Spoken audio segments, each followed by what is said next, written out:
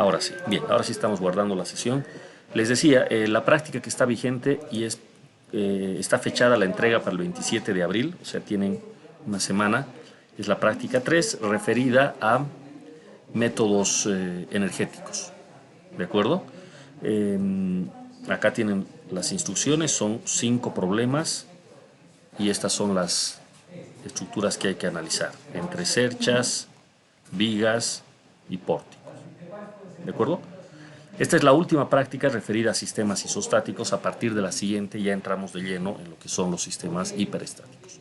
Sin embargo, adelantándome un poco, el cálculo de deflexiones en sistemas isostáticos ya es parte del primer método que vamos a ver para resolución de sistemas hiperestáticos.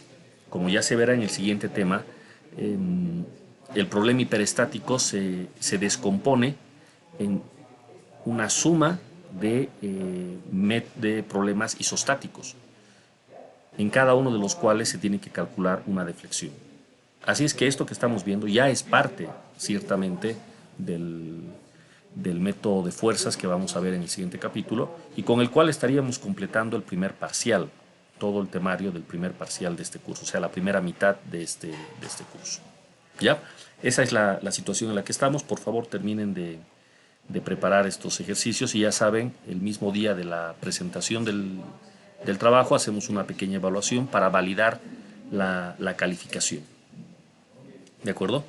Voy a colocar una calificación mínima de manera de que todos los que entregan el trabajo ya tienen una nota mínima, porque han visto de que cuando califica el sistema, si todas las respuestas salen mal, directamente pone 0 y no se le estaría dando puntuación a quien ha hecho la tarea, y eso tampoco parece que sea muy correcto. Entonces voy a cambiar un poco el criterio de calificación para la siguiente práctica. Si me dejo entender, ya por solamente entregar el trabajo ya van a tener una puntuación y sobre eso se va a completar los 20 puntos ya en función de los resultados que ustedes saquen. ¿De acuerdo? Esa es la idea. Si alguien tiene alguna consulta referido a esto, por favor, hágame saber. Perdón, Inge, se me cortó mi internet. ¿Podría volver a repetir lo que dijo? Ok, decía que en esta parte, estas evaluaciones que hacemos sobre 20 puntos, eh, voy a cambiar el criterio de evaluación, de corrección que hago con el sistema, con el Google, de manera que todos los que entregan la práctica a tiempo ya tengan un puntaje y no ocurra lo de las primeras dos prácticas en las que, pongamos, el estudiante ha entregado a tiempo su práctica, ha hecho todo bien como tiene que ser, pero en el ejercicio de la evaluación se equivoca y el sistema le pone 0. Y en realidad todo el trabajo que hizo no genera puntos. Entonces lo que voy a hacer es darle una puntuación mínima y a todos por solamente haber entregado la práctica ya van a tener un puntaje ya ganado sobre esos 20. ¿Me entienden? Eso es lo que quería ponerles al tanto, porque revisando un poco las notas, a varios les ha ocurrido esto, han sacado mal el ejercicio de la evaluación y claro, al final se queda la calificación automática bueno, en ese caso de 0, ¿no? Entonces, esa modificación estoy haciendo a partir de esta tercera práctica. ¿De acuerdo? Eso estaba informándoles. Pero bueno, lo más importante es trabajar los ejercicios. Si tienen alguna duda sobre alguno de los problemas, podemos resolverlo en la clase de hoy y en la clase de mañana todavía. ¿Ya?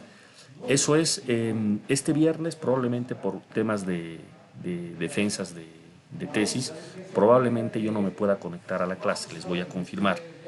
Entonces, por las dudas, vamos a terminar todo el avance entre hoy y mañana, para que ya ustedes puedan completar también su presentación de la práctica.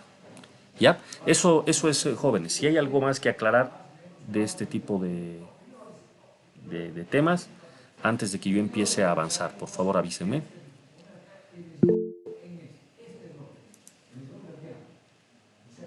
Perfecto. Aquí hay una pregunta en el chat de Yamil. Dice, problema 1, ¿cómo trabajamos con la doble angular y se encuentra una tabla? No entiendo la segunda pregunta. Si es que tú encuentras una tabla igual de... No, no entiendo bien. A ver, aclárame un poquito la segunda pregunta, Yamil. Pero en todo caso, sobre el problema uno lo voy a poner en la pantalla. Fíjense, dice, obtenga el desplazamiento vertical del nodo F de la cercha en la figura utilizando el método del trabajo virtual. Nos dan el módulo de elasticidad, sección transversal de las barras, etcétera, etcétera, todo el asunto. Y la cercha es esta. Entonces, este es el doble angular.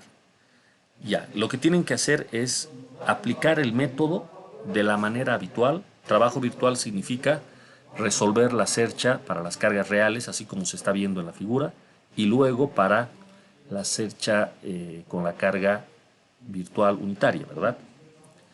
En ambos casos, para el cálculo de las fuerzas internas en la cercha no interviene la sección. O sea, esta sección que aquí dice en el problema que es una sección doble angular, no interesa en el cálculo de las fuerzas. Se puede calcular estas sin necesidad de saber qué sección tenemos. Porque es una cercha isostática, no requerimos ninguna información adicional. Después de eso, para ya aplicar la ecuación del método de trabajo virtual, sí se necesita el área. Entonces, no sé si a esto iba la pregunta, ahorita me vas a aclarar, por favor. Voy a anotar en la pizarra.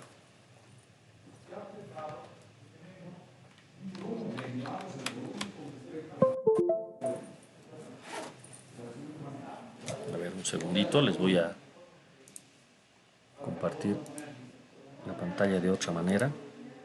Si me puedes aclarar la pregunta, Yamil, en el propio chat, si gustas, o con micrófono.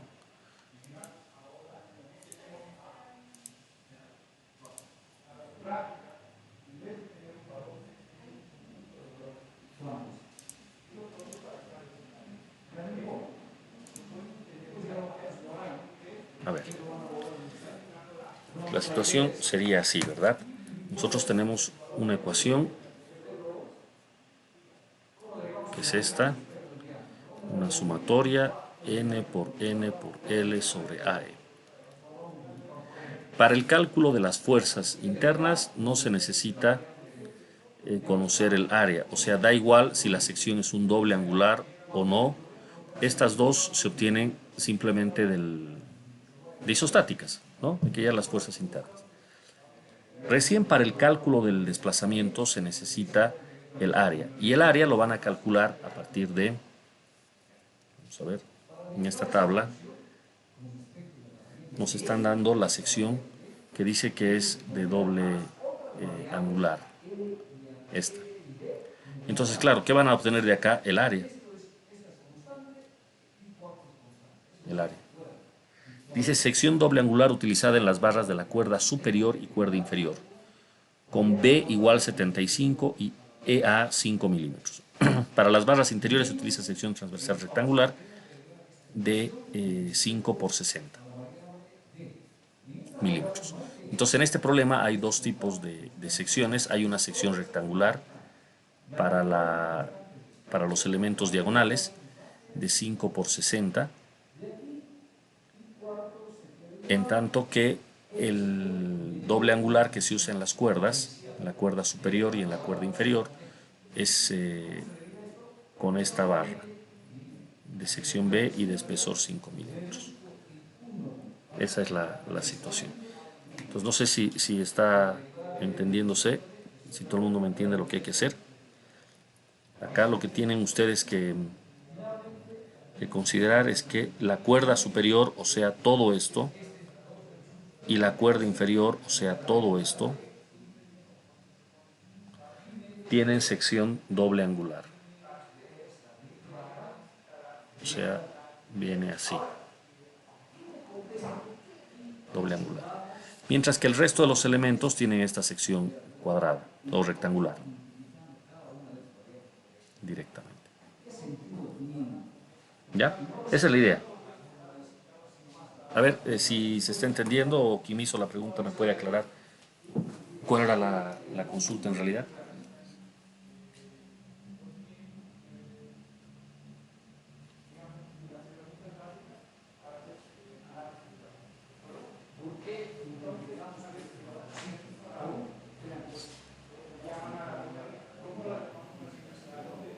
Está bien, Inge, está claro. Eso es, perfecto, perfecto. La intención del ejercicio es que se pueda hacer un cálculo un tanto más realista, ¿no? Un tanto más parecido a la realidad. A veces ocurre que en los cursos de estática eh, hacemos las cosas muy idealizadas, ¿no? Nos acostumbramos a que los apoyos siempre sean o fijo, o rodillo, o empotramiento. Nos acostumbramos a que cada barra sea simplemente una línea y a veces se pierde un poco el sentido de la realidad. En la realidad, estas barras tienen un área, estas barras están unidas como se muestra aquí. El libro de Hibbeler, ustedes han notado, trata de darle el mayor realismo posible al problema. Incluso si prestan atención, hasta los remaches aquí se ven bien y no están escogidos al azar, son bastante razonables en la ubicación que están, etcétera. Entonces queremos eso en el ejercicio. ¿Ya? Muy bien. ¿Alguna otra consulta sobre los problemas de la práctica?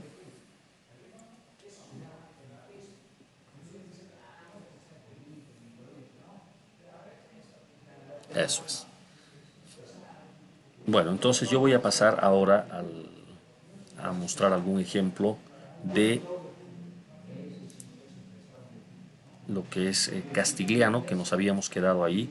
Castigliano, pero ahora aplicado al problema de vigas y de pórticos. Nos estaba faltando ese detalle. Vamos a mirar primero los problemas del libro y posteriormente nos ponemos a hacer algún ejercicio ya de los propuestos.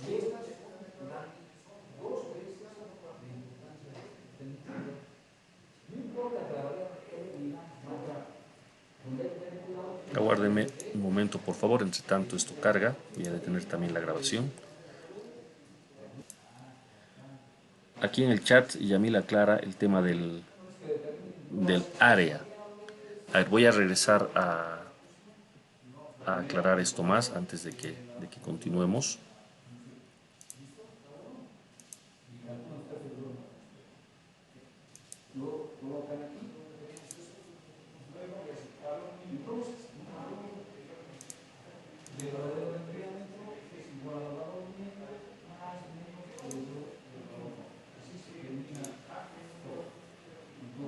Aquí nomás voy a hacer el cálculo.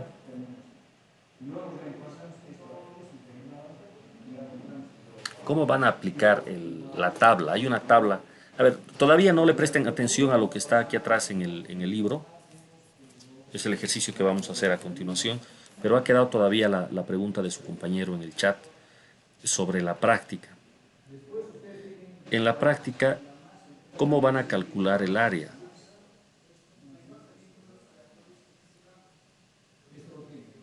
Está claro que esta área se necesita. Y para eso necesitan conocer las dimensiones. Es decir, qué tamaño tiene el angular suelto y qué espesor tiene. Estas tres cotas se necesitan, si ustedes se dan cuenta.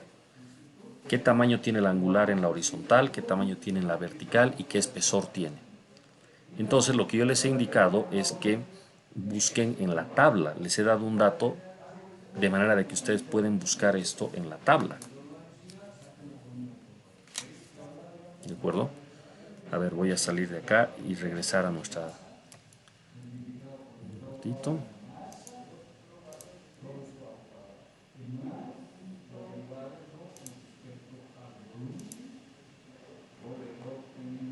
Aquí.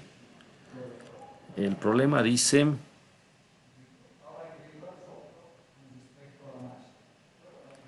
Aquí están los datos.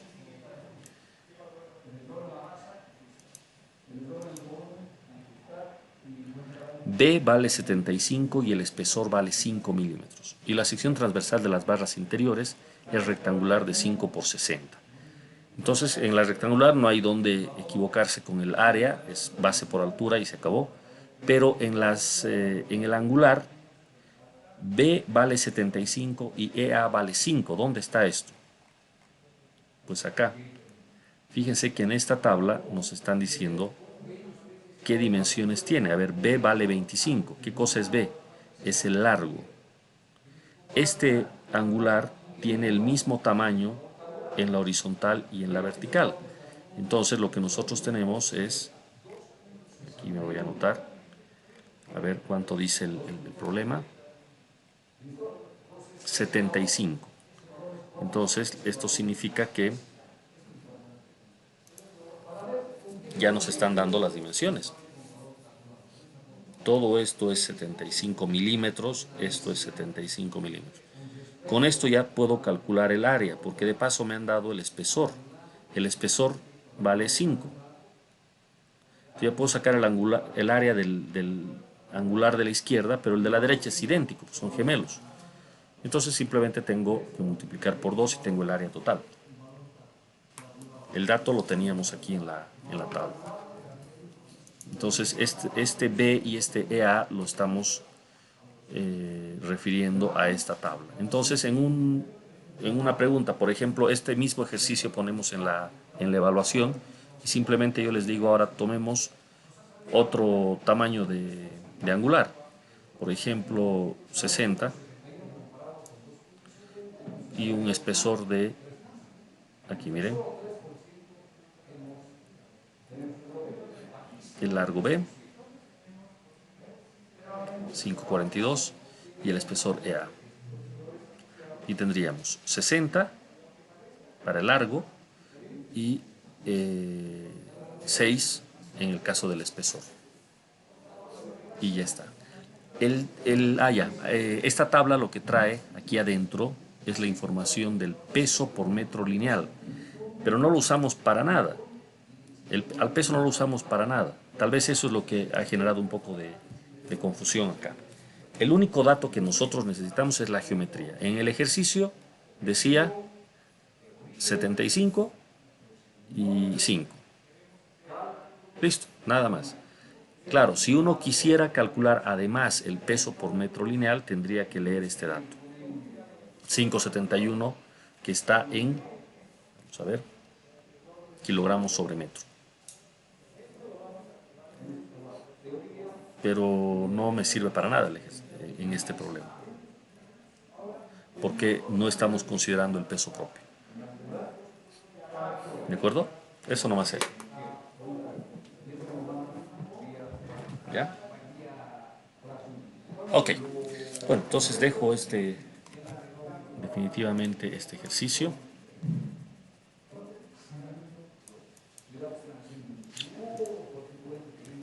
Y vamos a volver a donde ya estábamos hace un momento.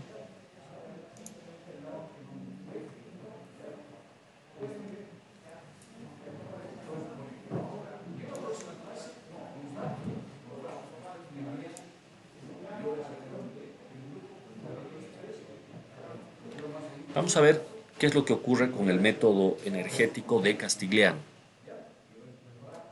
¿De acuerdo? Ya hemos visto trabajo virtual tanto en vigas como en pórticos. Ahora toca ver Castigliano en vigas y en pórticos. El método es idéntico al que se ha visto con anterioridad. Es decir, para vigas y pórticos en trabajo virtual hemos visto que hay que integrar a lo largo de toda la viga.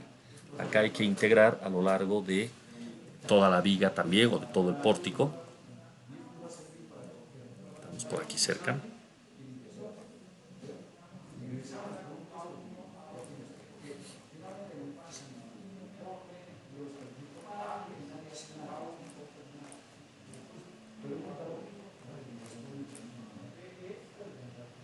Un segundito, ahorita vamos a llegar a la página.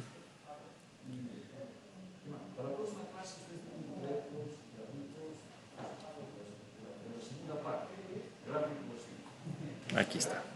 Estaríamos en esta sección. Teorema de Castigliano para vigas y pórticos. El procedimiento es idéntico. Aquí yo voy a mostrar las ecuaciones. Fíjense, misma situación, haciendo recuerdo un poquito al método del trabajo virtual para que hagamos las comparaciones. En trabajo virtual habíamos visto que la ecuación para el desplazamiento también venía de una integración, pero hacíamos esto. Desde 0 hasta la finalización de la viga, donde M mayúscula representa la ecuación de momentos para las cargas reales y M minúscula la ecuación de momentos para la carga virtual unitaria. Entonces, al igual que en Serchas, si uno usa trabajo virtual, tiene que resolver el problema 2 veces. O sea, al menos la ecuación de momentos tiene que llegar a 2 veces. Una para las cargas reales y otra para las cargas virtuales. ¿Correcto? Ese sería el procedimiento. Ahora, ¿qué pasa en castigliano? Bueno, en castigliano la fórmula que estamos viendo en la pantalla también hay que integrar, pero acá hay que hacer la integración de esta forma.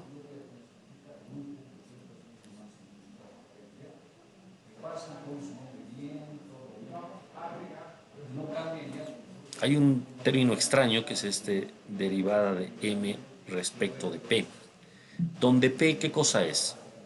Si yo tengo una viga isostática, por ejemplo, vamos a suponer esta, una viga isostática, y yo quiero calcular en este lugar que yo tengo una carga, por decir, de 8 kilonewtons y quiero calcular el desplazamiento en este punto. ¿Qué es lo que hacemos? Pues para calcular este desplazamiento vertical, lo que hacemos es, en el lugar en donde queremos calcular el desplazamiento, hacemos aparecer una carga ficticia de magnitud P. Como aquí justamente tengo una carga de 8 kilonewtons, entonces momentáneamente esta carga se convierte en P. Después de realizar la derivación y justo antes de integrar, voy a reemplazar el valor de P real. ¿Cuánto vale P en la realidad? 8. Pero por el momento hago de cuenta que esto es P. Entonces, si esto es P, las reacciones me van a salir todas función de P. Todo va a ser función de P. Y la ecuación de momentos va a ser función de P también. O sea que yo voy a tener al final de cuentas una ecuación M de momentos que depende de P. Y como depende, puedo hacer la derivada. Tras que evalúo la derivada parcial, reemplazo el valor real de P. En este caso valdría 8, porque justo había la carga en ese lugar. Si quisiéramos calcular el desplazamiento en algún lugar en donde no hay carga, entonces seguimos el mismo procedimiento, pero antes de integrar, en vez de reemplazar P8, reemplazaríamos P0, porque en este lugar realmente no había carga. ¿De acuerdo? Es un artificio esta fuerza P, que simplemente sirve para que podamos utilizar el método. ¿De acuerdo? Esa es la idea. Como ven, muy similar a lo que habíamos visto en Serchas. Además, hay una variante. Esta ecuación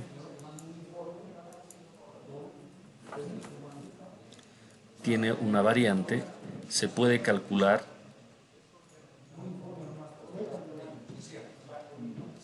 también un desplazamiento angular. El desplazamiento angular para una viga como la que hace un rato estábamos mostrando, tenemos una viga, supongamos que aquí está la carga, que hace un rato dije, digamos que es 8 kilonewtons, y aquí está mi deformado. Si yo quisiera calcular la pendiente, es decir, la deflexión angular, por ejemplo en este lugar, tita, entonces este tita lo calcularíamos de esta manera, donde M mayúscula es la misma de antes, llega a ser la ecuación de momentos debida a las cargas reales, en este caso debida a la carga de 8 kilómetros. Pero fíjense que acá en vez de colocar una carga lineal, puntual, P, ahora se coloca un momento al cual en este libro lo denotan por M'. ¿Qué sería M'? Lo que hacemos es colocar justo en este lugar un momento que vaya en el sentido en el que nosotros suponemos se va a dar el giro. ¿De acuerdo? Por ejemplo, así, en ese sentido que nos está mostrando. Esto es M'. No hace falta que yo borre la carga de 8 kilonewtons, porque la carga de 8 kilonewtons es una fuerza y M' es un momento. Entonces puedo resolver la estructura así como está con el momento M' y la fuerza de 8 kilonewtons. Puedo hallar la ecuación de momentos, M. Esta obviamente va a depender de M', así es que voy a poder derivarla. Una vez la derive, voy a reemplazar el valor real de M'. ¿Cuánto vale M' en la realidad? En este caso vale 0. No hay este momento. Pero ese reemplazo se hace después de derivar.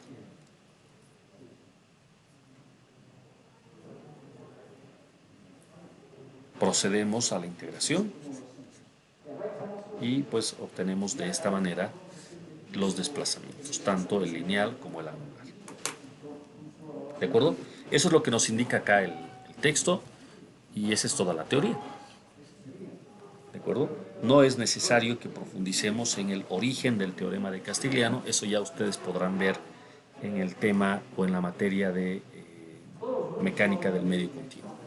Acá lo que interesa es el método de resolución de problemas. ¿Ok? Bueno, entonces, si hay alguna consulta sobre la teoría, estaríamos pasando a ver algún ejercicio.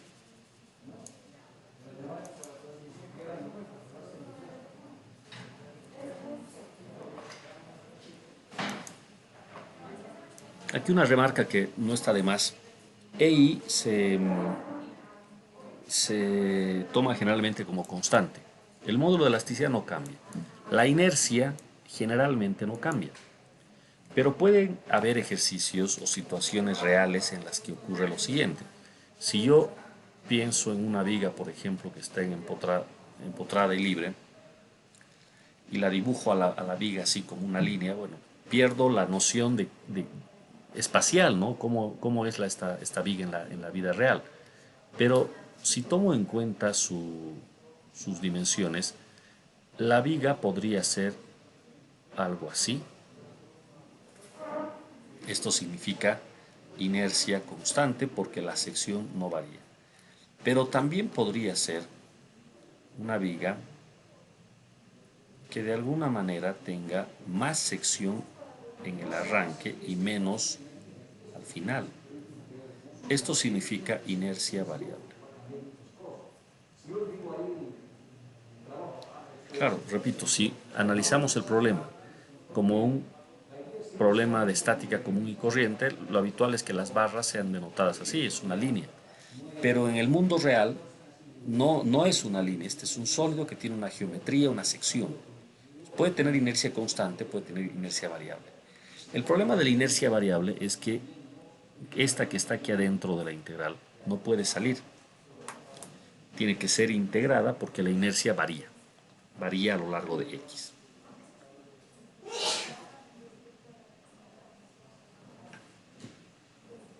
Vamos a ver en este curso problemas con inercia variable también. ¿De acuerdo? Pero por ahora, en los primeros ejemplos, vamos a suponer que la inercia es constante, por lo tanto, sale de la integral sin ningún problema. ¿Ok? Bueno, con eso concluimos la teoría. Veamos algún ejercicio del libro primero.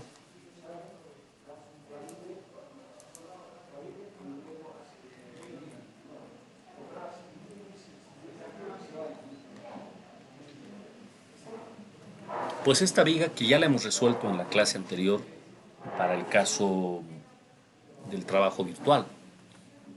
Vean ustedes, muy sencillita la viga, empotrado de un lado, libre del otro y carga distribuida. Se pide el desplazamiento del punto B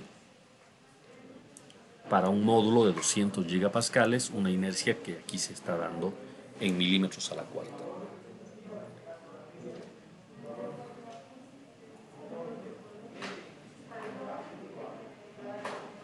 Ya que nos piden el desplazamiento en el nodo B, lo que hay que hacer es colocar una carga ficticia P en el nodo B.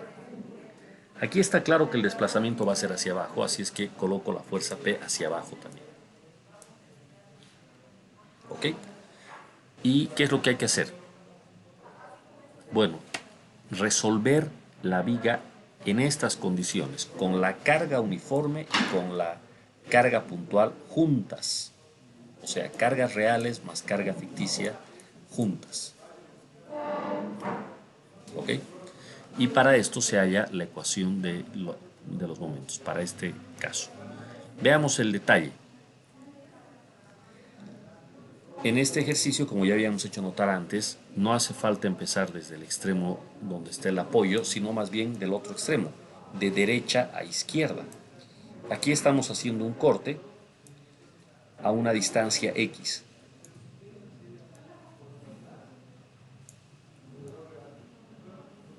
X nos permite recorrer toda la viga desde la derecha hacia la izquierda. Entonces, claro, la fuerza resultante de la carga distribuida es 12 por X, aquí está, y su brazo es X medios. Por lo tanto, el momento es bastante sencillo. Este momento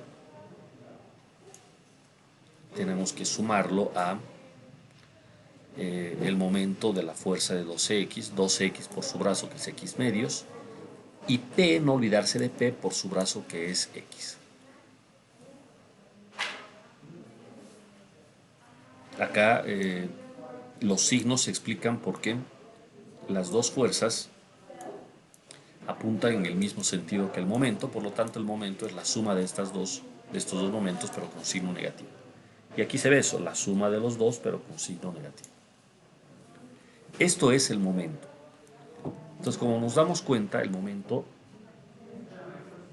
depende de P. Y no es casual que dependa linealmente de P, ¿no? En estos problemas, la relación entre fuerzas y desplazamientos es lineal. ¿Listo? Procedemos a la derivada. Derivamos el momento respecto de P, porque eso dice la ecuación. El resultado es menos X. Esta derivada de 6x cuadrado negativo da 0, porque la derivación parcial es respecto de P. Y la otra simplemente da menos X. Entonces, ahora que se ha hecho la derivación, recién reemplazamos el valor de P. ¿Cuánto valía P realmente en este problema? Bueno, 0. Entonces se reemplaza 0.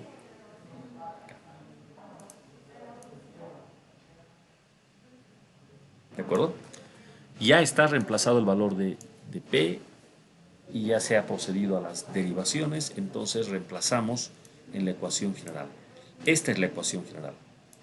Momento por la derivada del momento respecto de P, integrado a lo largo de X y todo dividido entre ello. En este caso podemos barrer toda la viga de derecha a izquierda completa. Vean ustedes, de derecha a izquierda una sola coordenada X que empieza en 0 y termina en 3.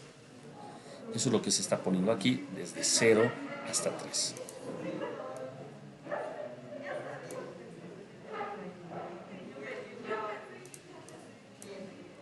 El momento es menos 6x cuadrado, habiéndose reemplazado ya el valor de P igual a 0. Aquí está el momento M mayúsculo. El momento M minúsculo, en realidad la derivada de M respecto de P es menos X. Y listo. Tenemos acá una integración que realizar y esto ya pueden verificar ustedes por cuenta propia que está dando 121.5.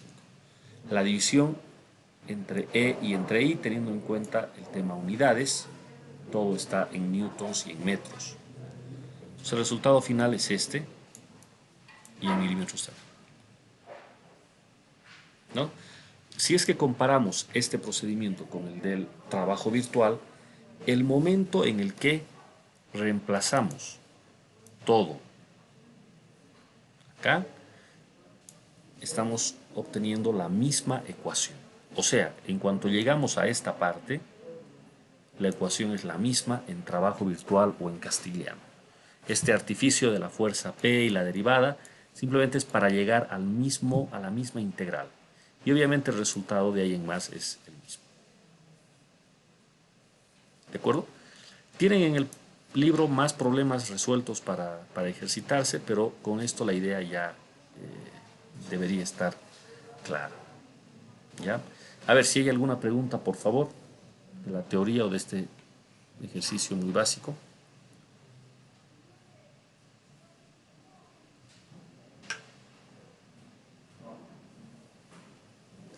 Bueno, parece que no hay preguntas. Dejo estos ejercicios, el 8.15, para que resuelvan con ayuda del libro. El 8.16, relativamente parecido al problema anterior, con una carga uniforme y una carga puntual, en este caso. Nos obliga a usar dos coordenadas, por ejemplo aquí x1 y x2. Y habrá que integrar sobre x1 y sobre x2. O sea, esta es la ecuación básica, pero viene con una suma de dos integrales. ¿De acuerdo? Acá lo propio con un pórtico, y este sí me gustaría que lo analicemos un momentito, porque es un pórtico que trae una barra inclinada. A modo de que no sea muy monótono esto, a ver, unos minutos para que ustedes puedan revisar esta solución y lo analizamos entre todos. ¿De acuerdo? Detengo un momento la grabación, por favor, jóvenes. Vamos todos mirando la solución del 8.17 y enseguida la discutimos entre todos. A ver, han tenido un tiempo para mirar el texto. Analicemos este ejercicio entre todos, por favor. La única dificultad que plantea este problema es el ángulo, esta barra inclinada. ¿Pórticos con esta geometría existen en la vida real? Sí, no son muchos, eso es cierto, pero existen, puede darse una situación. Tanto como lo que se ve en la figura, en el libro, como en pórticos más grandes, con más barras, puede darse alguna situación de alguna barra inclinada, como la que tenemos aquí. ¿De acuerdo? ¿Cómo se haría el tratamiento? Veamos lo que nos dice el problema. Determine, dice, la pendiente en el punto C. El punto C está aquí. De un pórtico, de un marco de dos barras, como se puede ver en la figura, donde el apoyo A es empotramiento. Ya había mencionado antes, si es que van a estudiar de este libro, esta versión en inglés, por favor la traducción fixed, literalmente esto es fijo, pero nosotros usamos la palabra apoyo fijo para referirnos no al empotramiento. Para nosotros apoyo fijo es una cosa y empotramiento es otra en español. Entonces, por favor, a tener cuidado con esta traducción. Incluso en la versión en español del libro, cuando dicen apoyo fijo, se están refiriendo a este fixed, al empotramiento. ¿Ya? Bueno, entonces, tenemos un empotramiento en A y un extremo libre en C. El pórtico es isostático, nos dan el módulo de elasticidad, 200 gigapascales, y la inercia en milímetros a la cuarta. ¿Cómo se aplica el método en este caso? Ya que nos están pidiendo la deflexión angular en C, la pendiente en C, entonces habrá que colocar un momento ficticio acá. ¿De acuerdo? Podría valer la pena el tratar de anticipar cómo se va a deformar este pórtico. Más o menos, cómo podría ser la deformada. Generalmente, uno se enfoca en el elemento en donde está la carga, entonces tiene que haber una deflexión hacia abajo.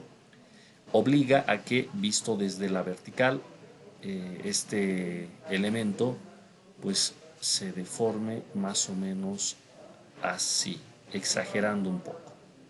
No sé si se alcanza a notar lo que acabo de poner en la pizarra, ¿no? Más o menos así sería la deformada en este pórtico. Exagerando lógicamente, ¿no? Entonces, si ahora nos vamos a tratar de calcular la deflexión, esta deflexión llegaría a ser esto, ¿no? Eso sería lo que estaríamos intentando calcular, tita c. Ahora, el método lo que pide es colocar un momento ficticio al cual le vamos a llamar momento m'. ¿En qué sentido el momento m'? Podríamos colocar el momento en este sentido, siguiendo el giro que hemos mostrado en la pantalla, podría ser. O ahorita vamos a ver en el libro en qué sentido han colocado el momento m'. Con este momento m' y con esta carga de 30 kN sobre metro se obtienen las reacciones en los apoyos y la ecuación de momentos. Si se puede obtener la ecuación de momentos sin necesidad de los apoyos, mejor todavía. Porque lo único que necesito para el cálculo es tita c integral del momento dividido entre EI multiplicado por la derivada parcial del momento respecto de m', y todo integrado en x a lo largo de la vía. Entonces, si puedo hallar esta ecuación de m sin necesidad de sacar las reacciones, mejor. Y generalmente esto es factible cuando uno tiene un empotramiento, porque parte del otro extremo hasta llegar al empotramiento. ¿Es verdad? Entonces, ese sería el arranque del ejercicio. Ahora vamos a ver en detalle cómo está resuelto en el libro. Veamos, aquí aparece la ecuación del momento m'. Fíjense ustedes, m' se ha colocado en el mismo sentido que yo coloqué hace un momento, ¿no? Desde ya el método no exige que uno le acierte al sentido correcto del desplazamiento. Si yo pongo m' en el otro sentido, simplemente el signo me va a salir al revés. En un caso positivo, en el otro negativo. O al revés, no importa. Pero la magnitud va a salir bien. Vean ustedes que aquí la intención es recorrer de derecha a izquierda el pórtico, justamente para no tener que trabajar en el apoyo. X1 va de derecha a izquierda sobre la barra horizontal y X2 desde el quiebre hasta abajo. Entonces necesitamos la ecuación de momentos. Para el caso de X1, fíjense la ecuación como viene. Hacemos el corte está justo aquí, entonces tenemos, vamos a ver si el libro pone los cortes, sí, aquí está, no necesito dibujar, aquí está. El momento 1 viene en este sentido. Claro, si tenemos el corte de esta manera, por izquierda el momento positivo viene así. Esto es M1. La resultante, aquí tengo que entender que la fuerza es de 30 kN sobre metro, por lo tanto la resultante va a ser 30 multiplicado por X1 y su brazo por X1 medios, dando un total de 30 medios, o sea 15 X1 cuadrado. El momento que hace la carga uniforme va en el mismo sentido que M1, por lo tanto el signo es negativo. Y M' también, el signo es negativo. Entonces, como ven, M1 es menos 15x1 cuadrado menos M'. La derivada de M1 respecto de M' pues es inmediata, da menos 1. X1 es una constante, derivada de una constante 0, entonces solo queda derivada de M', que es 1. Menos 1 por el menos que está aquí. Y ya está. Entonces ya tengo el momento M1 y la derivada del momento respecto de M'. Vamos a la coordenada X2. No olvidar que cuando se está haciendo el corte en un pórtico como acá, hay que empezar siempre desde un extremo. O sea, no puedo analizar solamente el segmento X2. Tengo que empezar desde el extremo libre hasta llegar a X2. Vamos a ver si eso lo tenemos aquí. Sí lo tenemos, en esta parte de abajo. Entonces, es acá donde aparece el efecto de la barra inclinada. Lo único distinto aquí es este ángulo, esta barra inclinada. Veamos, tenemos el corte puesto en esta posición para X2. El momento M' sigue en el mismo sitio, sigue siendo el mismo. La fuerza de 30 kilonewtons sobre metro, ahora tengo que multiplicarla por los 2 metros y tener ya la resultante de 60. El brazo, si toda la barra horizontal tiene 2 metros, el brazo es de 1 metro. Hasta el punto B. Pero yo estoy sacando el corte no en el punto B, sino aquí abajo está el corte. Entonces el brazo de esta fuerza tiene que llegar hasta este punto. Y aquí está calculado. 1 metro más x2 coseno de 60. Pero se nota al tiro, ¿verdad? x2 es esta diagonal, el ángulo de 60 es esto, x2 coseno de 60 es el cateto adyacente, el cateto horizontal.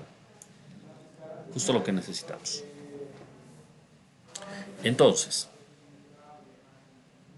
¿cómo ponemos esto? Fíjense que las únicas cargas son el momento M', que entra directo, no hay nada que calcular, es el momento M', y el otro momento es el de la fuerza de 60 kilonewtons. Su brazo, x2 coseno de 60 más 1, aquí está. ¿Por qué negativo? Porque esta fuerza de 60 hace un momento en el mismo sentido que M2. Por eso es negativo. Ahí está. M2 igual menos el momento de la fuerza de 60 kilonewtons y menos M', que es nuestra fuerza o nuestro momento ficticio. Una vez tenemos el momento M2, pasamos a derivar respecto de M'. Y la derivada es muy sencilla, como pueden ver acá. El resultado es menos 1. Lo que viene a continuación es simplemente reemplazar en la fórmula general, que es esta. De 0 a 2 sería el aporte de la viga y de 0 a 3 el de la columna inclinada. Lo único que estamos haciendo aquí es trasladar los momentos, el momento y la derivada del momento para x1 y para x2, que lo teníamos aquí arriba. Para x1 aquí está su momento y su derivada. Para x2 su momento y su derivada.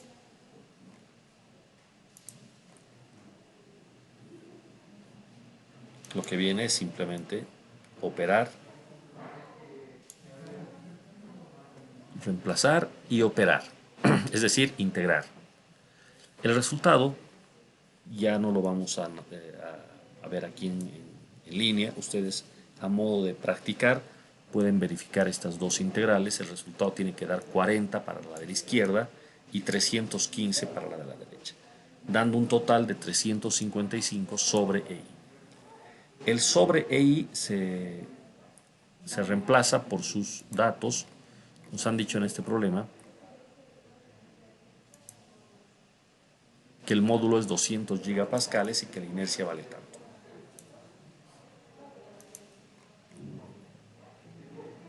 Ahí está. Reemplazamos y obtenemos el resultado final en radianes. En este método en castellano, al no existir una fuerza virtual que se sume a la ecuación del trabajo,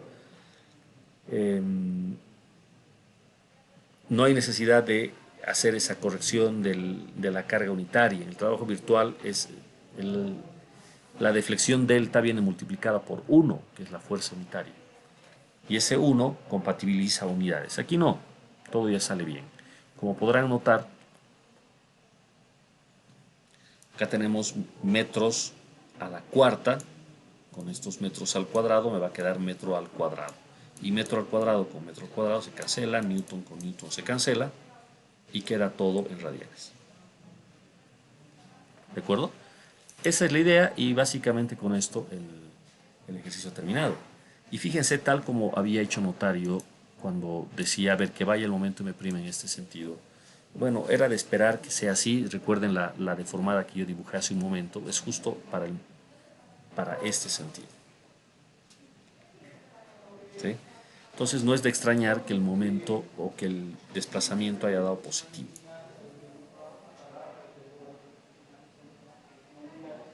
¿Ok? Bueno, este es el procedimiento y con eso estaríamos concluyendo los ejercicios básicos. Dejo para la clase de mañana el resolver algún problema de los propuestos. ¿De acuerdo? Y estaríamos finalizando con eso este tema.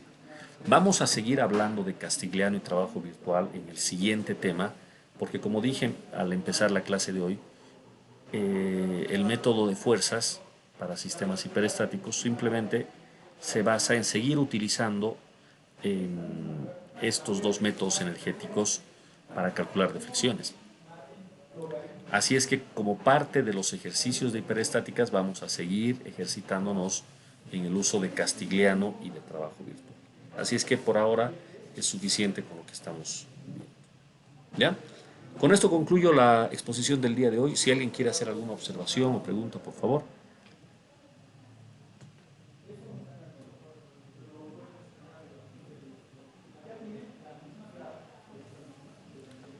¿No? Entonces, por favor, si mañana trae algún problema puntual, podemos resolverlo en la clase. Caso contrario, yo voy a escoger algunos del libro para hacer problemas propuestos. Bien, jóvenes, eso es todo por hoy entonces. Gracias por su atención y nos encontramos mañana en el horario habitual. Buenas tardes a todos. Hasta mañana, Inge. Hasta mañana. Hasta luego, Inge. Hasta luego, señorita.